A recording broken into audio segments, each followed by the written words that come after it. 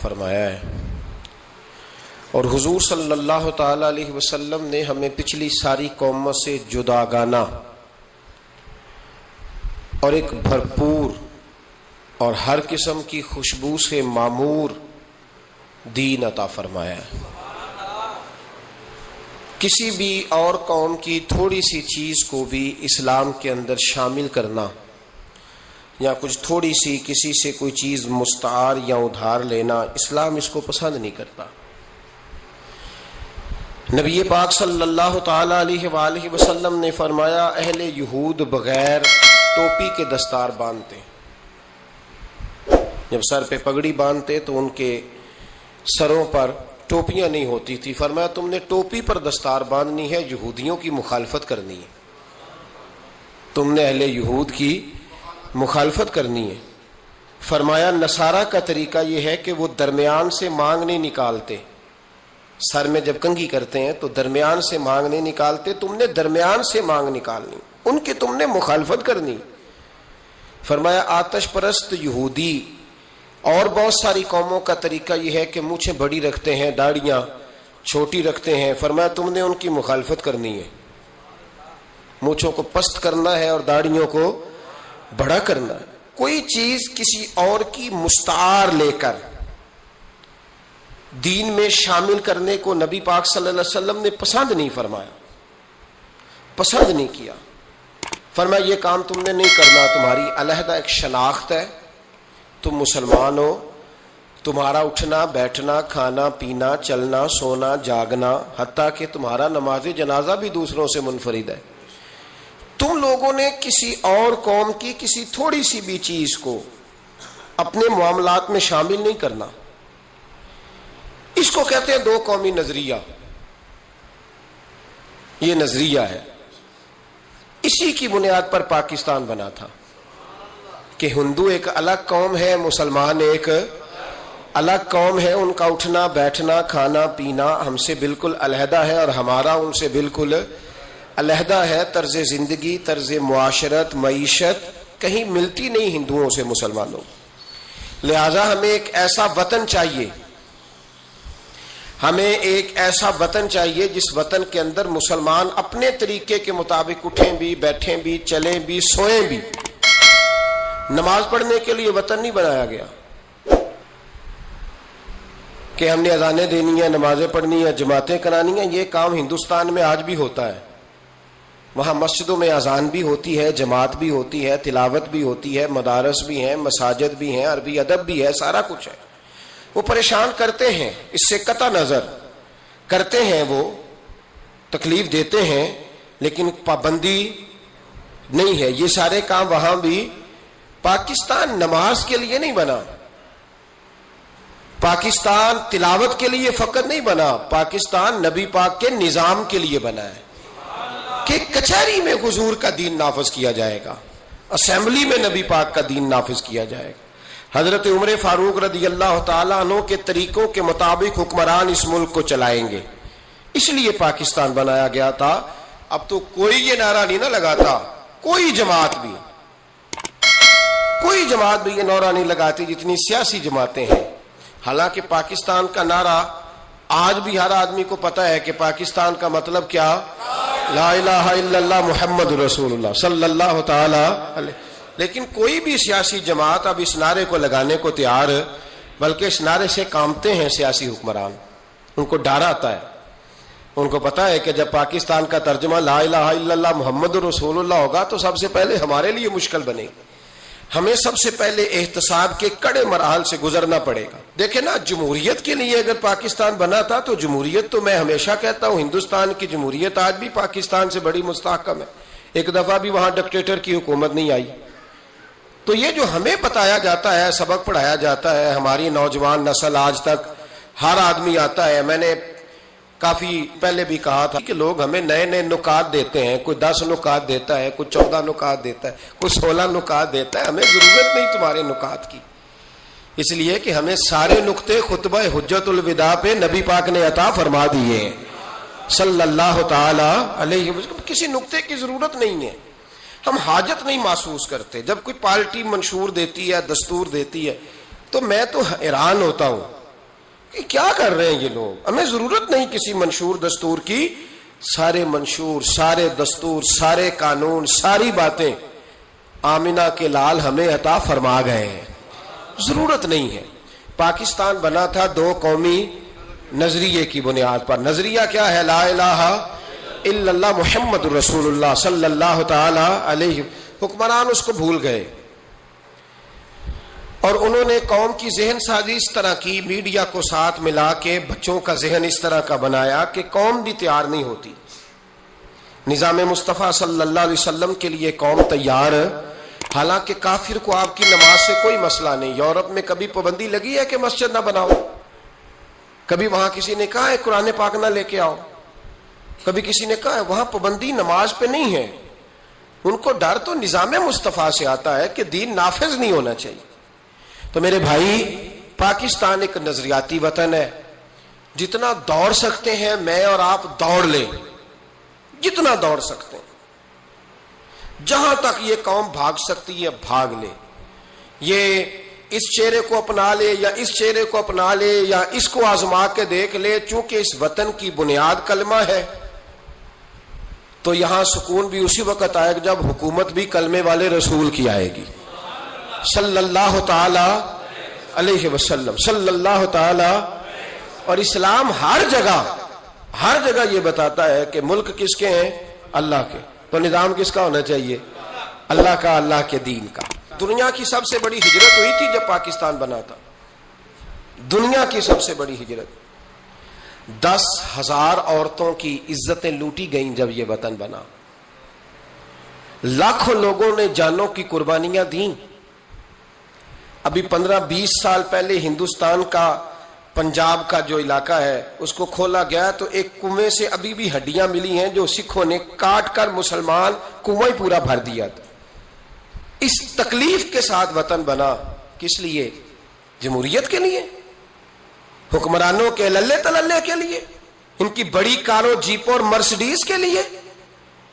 اس لیے کہ یہاں روز نیا بل آئے گا، آج گورنر راج ہے تو آج فلاں ہے تو آج فلاں ہے. یہ ساری حکومتیں اگر وہی قانون جو انگریز کا بنا ہوا ہے اور وہی ساری دفعات جو آپ کے ہاں نافذ ہے وہی ہندوستان میں نافذ ہے تو بتایا جائے پھر وطن کیوں بنایا گیا تھا؟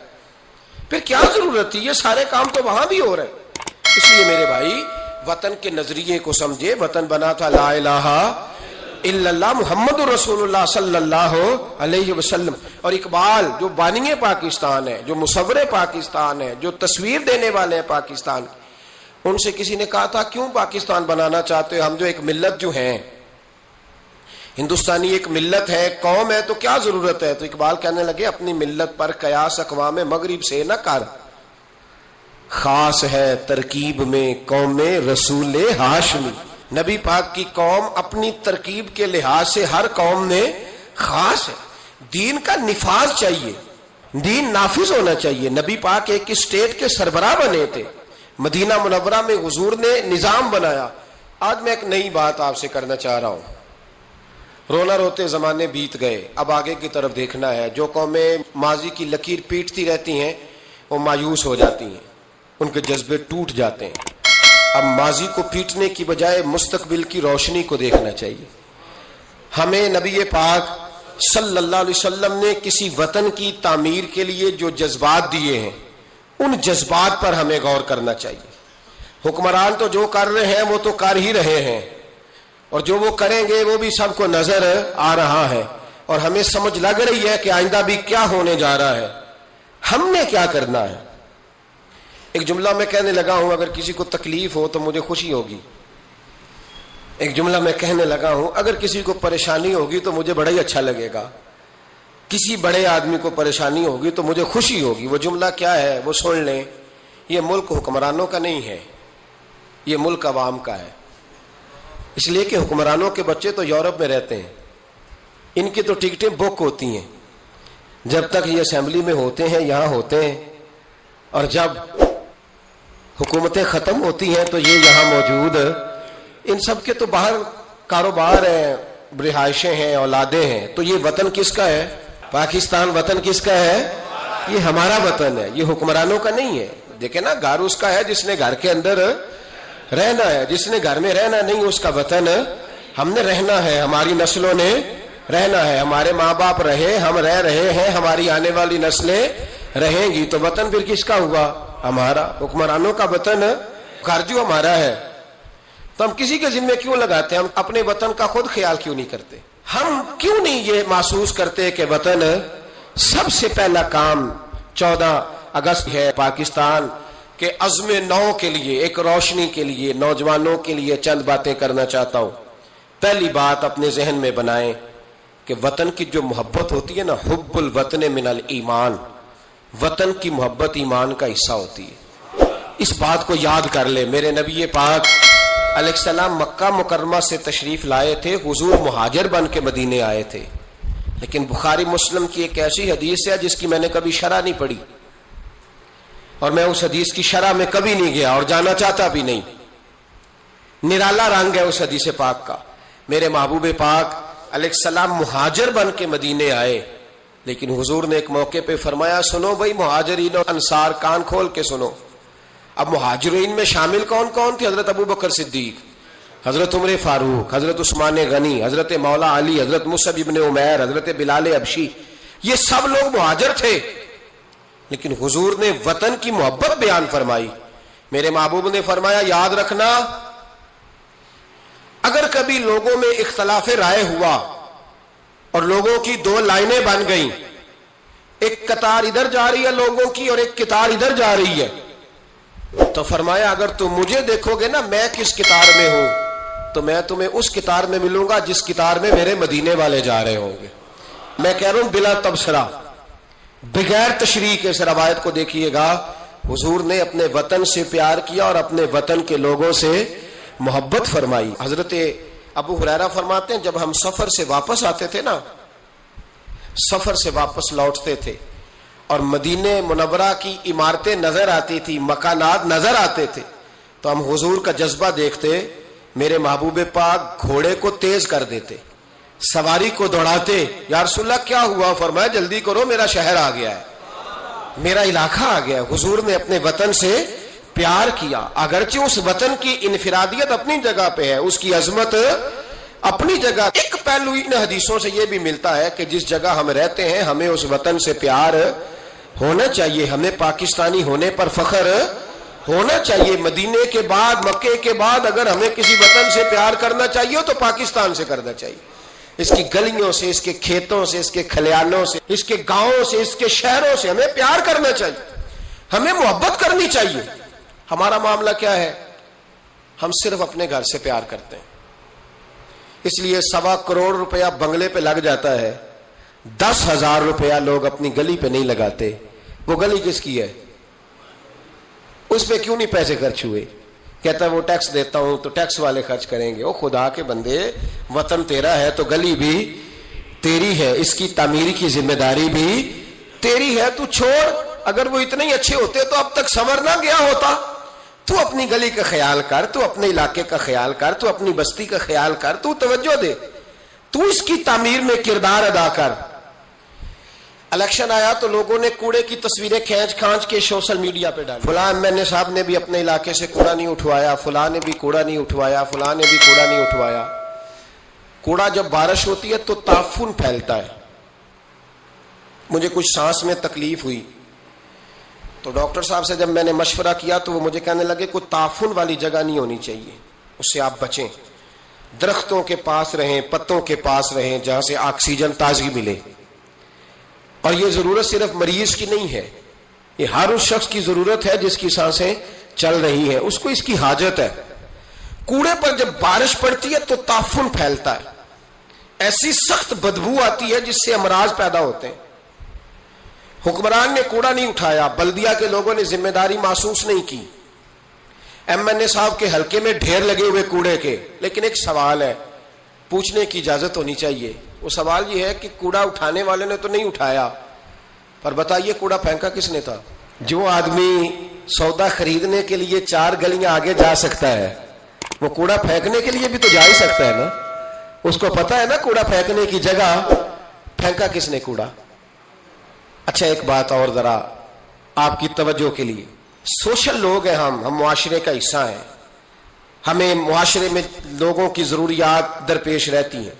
سوشل لائف میں اگر آپ تھوڑا سا آگے بڑھے نا, آپ کے گھر میں جو بیٹی کا رشتہ دیکھنے آتا ہے نا, وہ جن چیزوں پر کمنٹس کرتا ہے نا, ان میں ایک چیز یہ بھی ہوتی ہے, وہ لوگ کہتے ہیں بھائی آپ کا گھر بھی اچھا ہے, آپ لوگ بھی اچھے ہیں, لیکن جس علاقے میں آپ رہ رہے ہیں نا وہ علاقہ صاف ستھرا نہیں ہے, وہ علاقہ اچھا نہیں ہے, وہ اس چوک میں بھی کوڑا پڑا ہے, پچھلے چوک میں بھی کوڑا پڑا ہے. تو یہ جو گلیوں میں کوڑا پڑا ہوتا ہے نا, یہ اس مقامی لوگوں کی تہذیب کی عکاسی کرتا ہے. آپ اس پہلو پر یہ میں اپیل کر رہا ہوں, میں گزارش کر رہا ہوں, میرے بزرگ میرے دوست ناراض نہ ہو, میری بات پر توجہ دیں. اب سنیں میرے نبی پاک صلی اللہ علیہ وسلم نے ہمیں تربیت کیا دی. حضور علیہ السلام فرماتے ہیں, امام رازی نے تفسیر کبیر میں حدیث لکھی ہے, محبوب فرماتے ہیں قیامت کے دن اللہ تبارک و تعالی ایک گناہگار کے بارے میں جنت کا فیصلہ فرما دے گا. وہ گناہگار بڑا تھا, بڑا مجرم تھا, بڑا, بندے کو پتا ہوتا ہے نا اپنا کہ وہ کتنا گناہ, وہ گناہگار نہ رب کے کرم پر رو پڑے گا, اپنے رب کی عطا پر شرمندہ ہو کے روئے گا, اور ہاتھ باندھ کے عرض کرے گا مولا میں تو جانتا ہوں میں کیا ہوں, ایسی کون سی میری نیکی تھی کہ تو نے مجھے بخش دیا. وہ خود شرمندہ ہو کے تڑپ کے بولتا ہے, تڑپ کے, میری اجرت میری محنت سے زیادہ کیوں ہے, میرے محسن تیرے احسان سے ڈر لگتا ہے. تو وہ خود بول پڑا, کہنے لگا مولا مہربانی فرما مجھے بتا یہ میرے اوپر کرم کیسے ہوا, میں تو اس قابل نہیں تھا. تو میرے محبوب پاک علیہ السلام فرمانے لگے, رب کریم اس سے فرمائے گا ایک دن رات کو نہ تو اپنی گلی سے گزر رہا تھا, دیکھنے والا کوئی نہیں تھا جو تیری تصویر کھینچ کے سوشل میڈیا پہ ڈالتا, کوئی اخباری نمائندہ نہیں تھا جو فٹافٹ اخبار میں خبر دیتا, کوئی لوگ نعرے لگا, تو اکیلا تھا, رات بھی تھی اندھیرا بھی تھا, گلی سے گزرتے ہوئے تیرے پیر سے کروڑا ٹکرایا تھا, رات تھی, کوئی دیکھنے والا نہیں, تعریف کرنے والا نہیں, تو نے وہ روڑا اٹھا کے پھینک دیا تھا. کیوں پھینکا تھا؟ تو نیکی چونکہ اس کی نظر میں معمولی تھی تو وہ بھول چکا تھا, کہے گا یا اللہ وہ والا روڑا, وہ ایک روڑا مالک کریم, وہ تو میں نے اس لیے اٹھایا تھا کہ میرے محلے میں بوڑھے بھی رہتے ہیں, بیمار بھی رہتے ہیں, بچے بھی رہتے ہیں, کمزور بھی رہتے ہیں, اس لیے اٹھایا تھا کسی کو ٹھوکر نہ لگ جائے. میرے محبوب فرماتے ہیں عرش کے مالک نے فرمایا, رب کریم نے فرمایا تو رات کے اندھیروں میں روڑے اٹھا اٹھا کے میرے بندوں کا خیال رکھے تو میں آج قیامت کے دن تیرا خیال نہ رکھوں. فرمایا اس ایک روڑے کے اٹھانے کی برکت سے میں نے تیرے لیے جنت کا فیصلہ فرما دیا. تو اگر آپ اپنی ہی گلی کا کوڑا اٹھائیں, اگر اپنی ہی گلی کے روڑے اٹھائیں, تو اس سے ہمارا وطن سنورے گا, اس سے ہماری گلیوں میں, ہمارے علاقوں میں, ہمارے محلے میں, ہمارے علاقے میں صفائی پھیلے. راولپنڈی میں سیاستدانوں نے اور سپورٹروں ووٹروں نے بڑی گندگی پھیلائی, پوسٹر لگائے, وہ پھٹتے تھے, بارش ہوتی تھی تو وہ گلیوں میں بہتے تھے, تباہی تھی. تو اخبار پہ سارا وہ ان بچوں کا وہ طریقہ آیا, انہوں نے کیا کیا کہ 15-20 بچوں نے مل کے پروگرام بنایا کہ گانے ڈالنے والے تو ڈال کے چلے گئے. میں نے شروع میں کہا ان کا تو وطن ہی نہیں, تو انہوں نے کہا کہ محلہ تو ہمارا ہے نا, اس گلی سے گزرنا تو ہم نے, تو ہم کیوں امید رکھتے ہیں کہ وہ جیتنے والا آئے گا یا ہارنے والا آئے گا اور وہی اٹھائے گا. گلی ہماری, محلہ, 15-20 پڑھے لکھے نوجوان, یہ تعلیم یافتہ طبقہ ہوتا ہے. تعلیم یافتہ طبقہ وہ نہیں ہوتا کہ لمبے بال رکھ کے تو گلی کے کونے پہ کھڑے ہو کے کہے یہ سارا محلہ جاہلوں کا ہے, دیکھو روڑی لگائی. یہ تعلیم نہیں, یہ جہالت ہے. تعلیم یافتہ وہ ہوتا ہے جو آگے بڑھ کے دابڑا لے کر, کئی اٹھا کر, کدال پکڑ کر وہ کوڑا اٹھائے. وہ تعلیم یافتہ بندہ ہوتا ہے جو وطن کی تعمیر میں اپنا حصہ ڈالے. ان نوجوانوں نے کام کیا, اسی وطن کے رہنے والے, اسی وطن کے باسی. وہ کہتے ہیں ہم 15 نکلے تھے, پھر سارا وطن اٹھا اور ڈھیروں اور ہزاروں علاقوں کے لوگوں نے ان کی تقلید کی. تو پہلا کام یہ کریں کہ وطن سے پیار کریں, دوسرا کام یہ کریں کہ اس کی صفائی میں اپنا حصہ ڈالیں. ہم کیوں انتظار کرتے ہیں کوئی گرانٹ آئے گی؟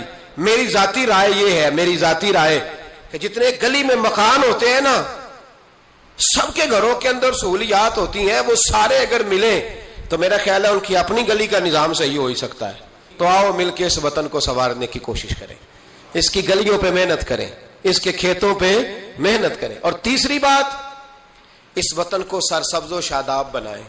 کیا انداز ہے میرے محبوب کے سمجھانے کا. یہ بخاری کی حدیث ہے, میرے محبوب فرمانے لگے جس نے کوئی ایک درخت لگایا, جس نے کوئی ایک درخت لگایا یا پودا لگایا یا کوئی ایسی چیز لگائی, فرمایا اس سے کوئی انسان نفع اٹھائے یا اس سے کوئی جانور نفع اٹھائے. فرمایا جب تک لوگ نفع اٹھاتے رہیں گے رب لگانے والے کے نامہ اعمال میں نیکیاں درج فرماتا رہے گا. تو ہم کیوں درختوں کو کاٹتے ہیں؟ ہمیں چاہیے نا اس کو سرسبز و شاداب کرنے میں اپنا کردار ادا کریں تاکہ ہمارے وطن میں خوبصورتی پھیلے. ایک مرض بڑی تیزی سے پھیل رہا ہے، ہیپاٹائٹس سی کا مرض ملک میں بڑی تیزی سے پھیل رہا ہے، بڑی تیزی سے. جگر کام کرنا چھوڑ جاتا ہے، معدے کی بیماریاں بڑھتی ہیں، پیٹ کے درجنوں امراض ہیں، پیٹ میں پانی پڑ جاتا ہے. ہمارے ایک ملک میں تو ڈائلسس کا نظام بڑا مردہ ہے. اللہ خیر کرے، محکمہ صحت پر اتنا بوجھ ہے لوگوں کا، لیکن لوگ ڈیوٹی نہیں کرتے، کام ہی نہیں کرتے. غصہ ہی بڑا آتا ہے ڈاکٹر حضرات کو، اللہ ماشاء اللہ مریض تکلیف سے کرا رہا ہے لیکن وہ کہہ رہا ہے اب ٹھیک ہے، سرکاری نوکری اسی طرح کی ہوتی ہے، موج کرنی چاہیے. خیر صلاح. بڑی تیزی سے مرض پھیل رہا ہے اور لوگ کمزور ہو رہے ہیں، بڑی مجبوری ہے، لوگ رو رہے ہیں، تڑپ رہے ہیں. اور یہ دکھ وہی سمجھ سکتا ہے جس کا گھر میں کوئی بیمار ہوتا ہے. آؤ نا اس وطن کے لیے کچھ کریں، کوئی ہمت کرے، کوئی جدوجہد کرے، کوئی کوشش کرے. آؤ کچھ کرے اس کے لیے. کیا کرے؟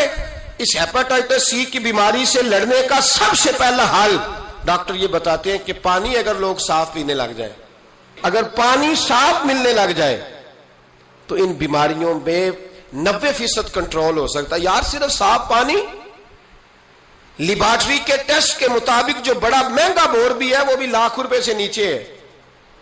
ایک گلی میں اگر ایک بور ہو جائے ایسا جس کا پانی زبردست ہو تو کتنے لوگ ہیں جو بچیں گے؟ کتنے لوگ ہیں جو اس آزمائش سے بچیں گے؟ میں نے مسجد میں وہ بور کرایا، ٹوٹی باہر نکالی. میں ایک دن رات کو 1:30 بجے آیا تو باہر ٹوٹی سے 2-3 لوگ پانی بھر رہے تھے، 2-3 لوگ. تو 1:30-2 بجے رات کے تو میں نیچے اترا تو میں نے کہا خیریت ہے. اچانک میری طبیعت میں یہ خیال آیا کہ کوئی مجبوری ہو گئی ہوگی، اس وقت کوئی مریض نہ ہو. کہنے لگے پانی پینا تھا، گھر میں پانی ختم ہو گیا تھا تو میں بھی دیر سے آیا ہوں، کہیں گیا ہوا تھا، ابھی پہنچا ہوں. تو گھر والوں نے بتایا تو میں نے کہا ٹھہر جاؤ، گھر والا پانی نہیں پینا، میں آپ کو وہ پانی لا کے دیتا ہوں جو لیبارٹری سے ٹیسٹ شدہ ہے. اور 3-4 دفعہ میں نے اس کو بھیج کے ٹیسٹ کرایا. اب سنو اس کی بیس کیا ہے. اس کی بیس کیا ہے؟ ہم تو سمجھتے ہیں نا کل شریف پہ صرف چنے رکھنے چاہیے، ہم سمجھتے ہیں کل شریف پہ پھل آنا چاہیے اور بریانی پکنی چاہیے. ترمذی کی حدیث ہے، حضرت سعد رضی اللہ تعالیٰ عنہ کی اماں انتقال کر گئی. آنکھیں عرض کرنے گئے یا رسول اللہ اماں فوت ہو گئی ہے، کچھ کرنا چاہتا ہوں. تو میرے محبوب نے فرمایا مدینے میں میٹھے پانی کے کنویں کوئی نہیں، قلت ہے، تو ایک کنواں کھدوا دے، لوگ پانی پیتے رہیں گے، رب کریم تیری اماں کو قبر میں راحت عطا کرتا رہے گا. حضرت سعد نے کنواں کھدوایا. قربان جاؤں محبوب کی عظمت پہ. میرے رسول پاک نے آج ہمیں صاف پانی پینا مہیا کرنے کے لیے کل 1450 سال پہلے نصیحت کر دی. فرمایا یہ کنواں سعد نے اپنی ماں کے لیے کھدوایا ہے، اس کا نام ہے سعد کی ماں کا کنواں. بیر ام سعد حضور نے اس کا نام رکھا. کتنا کو خرچ آئے گا اگر گلی والے سارے مل کے ایک صاف پانی کا بندوبست کریں، اپنے دوستوں کو، گلی والوں کو، محلے والوں کو اس وطن کی تعمیر میں اپنا کردار ادا کریں.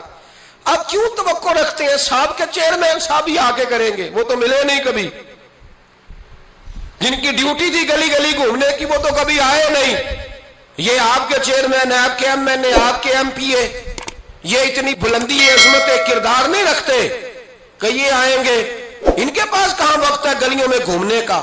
اصل لوگ تو وہ تھے کہ 24 لاکھ مربع میل کے حکمران جناب عمر فاروق، لیکن چہرے پہ کپڑا ڈال کے ساری رات مدینے کی گلیوں میں گھومتے تھے، ہر دروازے کا خیال رکھتے تھے. پر کیا کریں، کس کو سمجھائیں؟ لوگ اپنی مرضی کرتے ہیں. آج میں عزم نو کی بات کر رہا ہوں، میں پاکستان کی تعمیر کی بات کر رہا ہوں.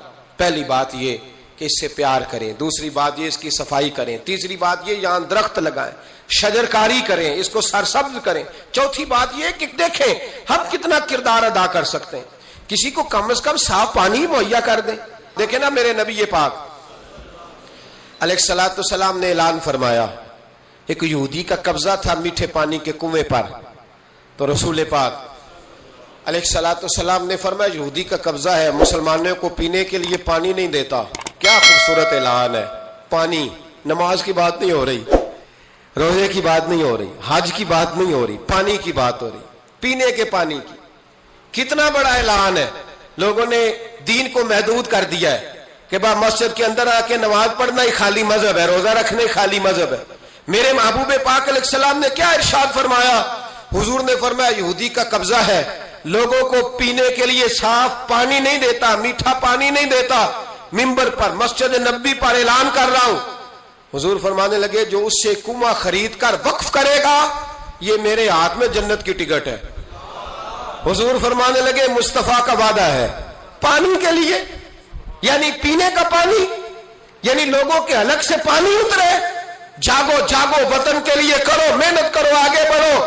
میرے رسول پاک علیہ السلام نے فرمایا جو میرے مدینے والوں کے لیے پانی کا کنواں وقف کرے گا میں جنت دیتا ہوں.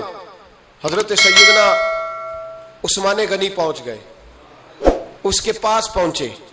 6,000 یا 7,000 دینار کا کنواں تھا. اس نے کہا میں ایک دن کے لیے دوں گا, صرف ایک دن میری باری, ایک دن 6-7 ہزار دینار مانگے. حالانکہ کنواں 6-7 ہزار دینار کا کل تھا.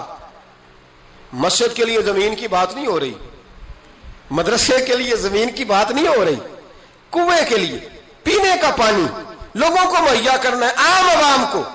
اور اس وقت صرف بات بھی مسلمانوں کی نہیں, یہودی بھی پیئیں گے, دیگر لوگ بھی پانی پیئیں گے. میرے نبی پاک علیہ السلام کے غلام نے کہا کنواں دے دے. کل کنواں سارا 6-7 ہزار دینار کا تھا. کہنے لگا میں نے نہیں دینا. جناب عثمان بیٹھ گئے, فرمایا تو بات کر کتنے کا دے گا؟ اس کے منہ سے نکل گیا 40,000 دینار. 40,000 دینار. مسجد کی زمین نہیں خریدی جا رہی, ادارے نہیں بن رہے, اگرچہ یہ اصل ہے دین کی, خریدنی چاہیے. پانی کا کنواں, وطن کی تعمیر. جناب عثمان غنی رضی اللہ تعالیٰ عنہ فرمانے لگے تو انہیں اپنی اوقات کے مطابق پیسے مانگے, ورنہ میں تو 60,000 دینار لے کے آیا تھا. تیری اوقات اتنی تھی, تو یہودی ہے نا, تمہاری اوقات اتنی ہے, انہیں اوقات کے مطابق مانگے, میں 60,000. اس نے کہا عثمان سمجھ نہیں آئی, ساری زندگی تجارت کرتے رہے ہو, 40,000 دینار کنویں کے لیے. آپ فرمانے لگے تو بے ایمان ہے, تجھے کیا سمجھ آئے گی؟ اگر کسی کو 40,000 کی جنت کی ٹکٹ ملے, اور ملے بھی نبی پاک کے دستے مبارک سے, فرمایا یہ ہے ارض جنت, یہ طیبہ کی زمین ہے, جنت بھی یہی, مالک جنت بھی یہی ہے. آؤ پاکستان کی تعمیر کریں, آؤ اس کی گلیوں سے کوڑا اٹھائیں, اس سے پیار کریں, اس سے محبت کریں, یہاں درخت لگائیں, یہاں صاف پانی پینے کے لیے بندوبست کریں. اور میرے بھائی, میرا بچہ اگر تعلیم نہیں حاصل کرتا تو ساری انویسٹمنٹ اپنے بچے پر کرنے کی کیا ضرورت ہے؟ آگے بڑھو نا. وہ جو چائے والے کھوکے پہ چائے تقسیم کر رہا ہے وہ بھی بڑا لائق ہے, اس کے ابے سے ملاقات کرو, اس کو کہو لا یار میں تیرے بچے کا خرچ اٹھاتا ہوں, اس کو اسکول میں داخل کرا.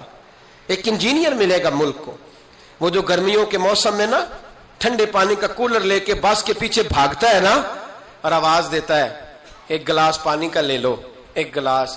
وہ بڑا ذہین بچہ ہوتا ہے, بڑا ذہین ہوتا ہے. اس کی ماں کو بھی بڑا چاؤ ہوتا ہے یہ افسر بن جائے, اس کے پاس پیسے نہیں ہوتے, وہ غریب کا بچہ ہے. اس کو بلاؤ نا, اس کو کہو بیٹے آ. کبھی کبھی کسی چوک میں کسی ٹھیلے والی دکان پہ بریک لگتی ہے نا گاڑی کے, تو چھوٹے چھوٹے بچے دوڑ کے آتے ہیں, کہتے ہیں ہماری دکان سے سودا خریدو. ان میں بڑا ٹیلنٹ ہوتا ہے, بڑے ذہین ہوتے ہیں. لیکن نہ یہ امیر کے بچے ہوتے ہیں, نہ پیر کے ہوتے ہیں, نہ وزیر کے ہوتے ہیں, ان پر کوئی انویسٹمنٹ نہیں کرتا. آؤ آج ارادہ کریں کہ ہم, ضروری تو نہیں کہ میرا بچہ ہی پڑھے, اگر میرا نہیں پڑھتا تو میں کسی کے بچے کو کتابیں خرید کے دے دوں, میں کسی کے بچے پر تھوڑی محنت کروں. آؤ میں تمہیں پھر لے چلوں مدینے کی گلی میں, میرے مصطفیٰ کریم صلی اللہ تعالی. حضور گزر رہے, دن تھا عید کا, عید کے دن حضور گزر رہے تھے, اور نبی پاک نے گود میں امام حسن حسین کو بٹھایا ہے, گھوڑے پہ حضور جا رہے ہیں. رستے میں ایک بچے کو روتے ہوئے دیکھ لیا, میرے محبوب نے گھوڑا روکا. 10,000 سے آبا عیدگاہ میں عید کی نماز کے لیے منتظر تھے. حضور نیچے اترے, بیٹے روتے کیوں ہو؟ تو پھر رو پڑا, کہنے لگا یتیم ہوں, ابا انتقال کر گئے, ہر بچے نے نئے کپڑے پہنے ہیں, محبوبہ چچا اور ماموں نے بھی میری طرف دیکھنا پسند نہیں کیا, رو رہا ہوں. 10,000 نمازی انتظار کر رہے, 10,000, اور میرے رسول پاک وطن کے غریب بچوں کا خیال کر رہے ہیں. حضور گھوڑے سے اترے, بچے کو ہاتھ لگایا, گھر لے گئے. کہا فاطمہ حسن کا کوئی نیا جوڑا پڑا ہے؟ کوئی نیا جوڑا پڑا ہے؟ بی بی صاحبہ کہنے لگی حضور نیا تو پہلے بھی کوئی نہیں تھا, یہ تھوڑا ٹھیک تھا جو میں نے دھلا کے حسن کو ڈالا ہے. آؤ اگر میرا بچہ نہیں پڑھتا تو کسی کے بچوں پہ توجہ کریں. میرے محبوب نے فرمایا فاطمہ اس طرح کر, حسن کو وہی والا دوبارہ ڈال دے جو پہلے ڈالا ہوا تھا, اور حسن کے وجود سے یہ کپڑے اتار, یہ کپڑے اتار, اور اس یتیم کے گلے میں یہ کرتا ڈال. حضور کیا ملے گا؟ فرمایا جب یتیم راضی ہوتا ہے تو اللہ بھی بڑا ہی راضی ہوتا ہے. اس وطن میں ابھی بھی بڑے بچے ہیں جو اسکولوں سے باہر ہیں, ان کی مجبوری ہے, ان کی اماں نے دوائی کھانی ہے, وہ بھی کھیل مرونڈا لے کے بیچ رہے ہیں, وہ بھی غبارے بیچنے نکلے ہوئے.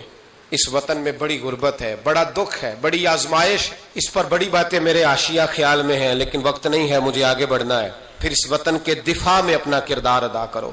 ایک مولوی صاحب بیچارے سیٹ نہیں جیت سکے تو انہوں نے کہا ہم 14 اگست ہی نہیں منائیں گے.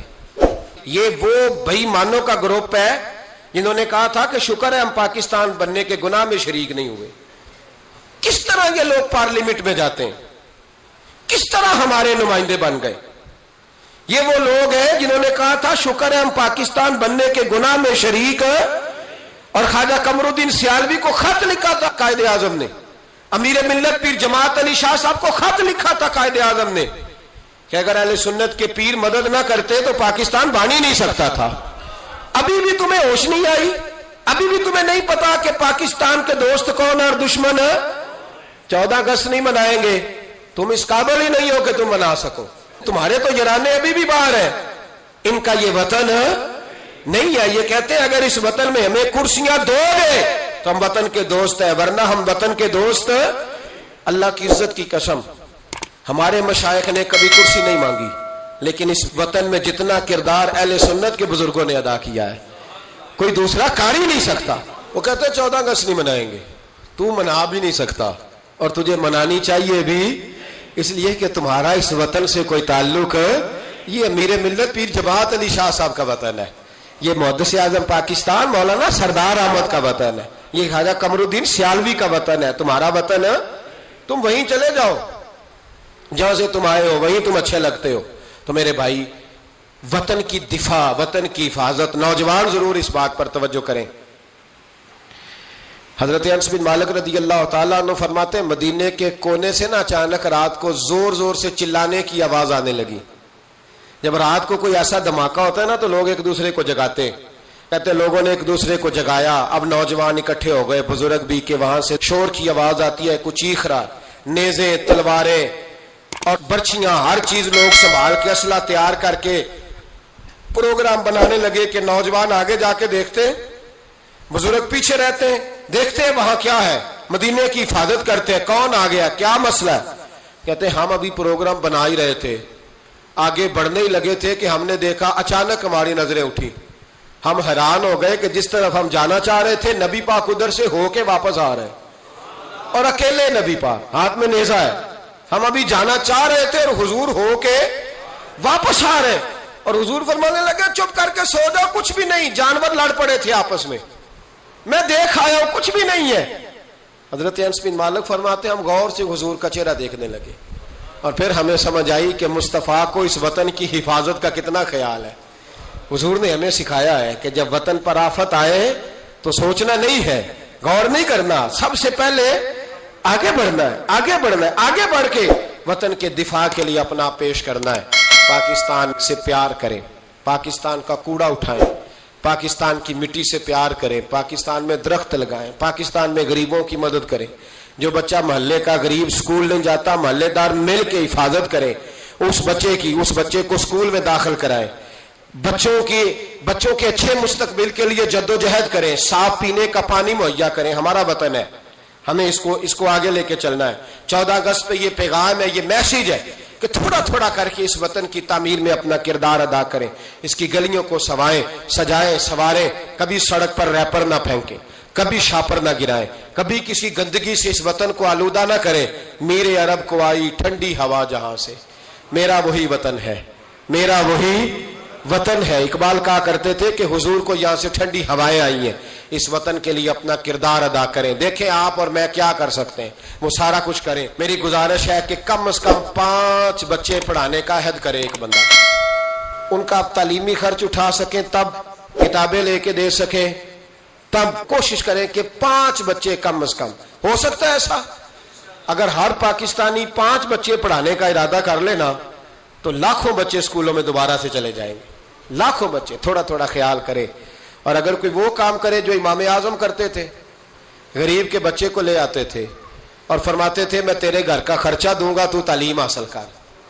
اسی کو وظائف کہا جاتا ہے. یہ کام کریں. میری دعا ہے یہ وطن قیامت کی صبح تک قائم رہے اور اس وطن سے روشنیاں پھوٹتی رہیں.